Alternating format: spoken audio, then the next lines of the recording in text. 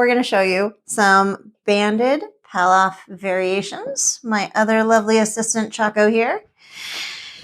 For these, you're going to anchor your band at about chest height, somewhere around your sternum, your solar plexus. Doesn't have to be exact. Your band doesn't have to look like mine. Use whatever band you've got. The band is not the important piece here. What we're going to do is whatever band you have, you're going to hold it in the hand that's closest to the door like a bouquet with your elbow tucked into your side, and you're going to wrap the other hand around. So you're kind of bracing the band using this arm instead of pulling it with the outside arm. With our hands directly in front of our chest, we're going to step out. So we're using our body to step out, not stepping out and then pulling with our arms. By doing this, we're signaling to our brain that our body is about to work.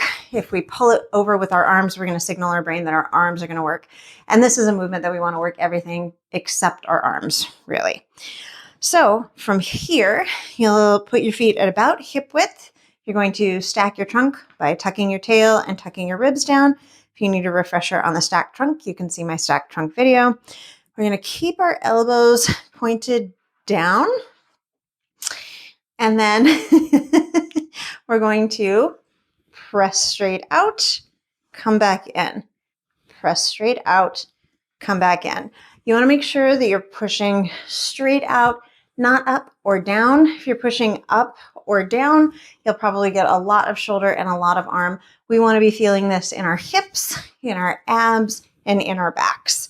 So this is going to be our Pallof press. That just straight out, straight back, keeping the elbows in. We don't want to do this kind of thing, which again, will get us into our shoulders, so elbows point down.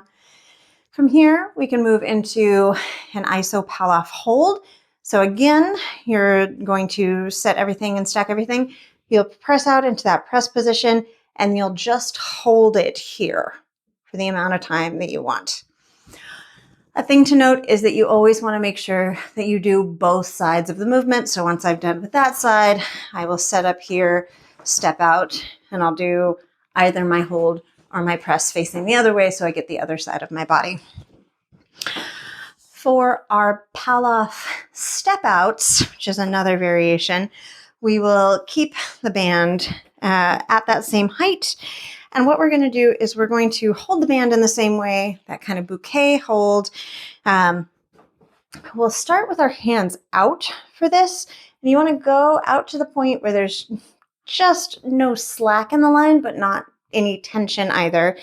And then you're going to step your body out, but leave your arms over here.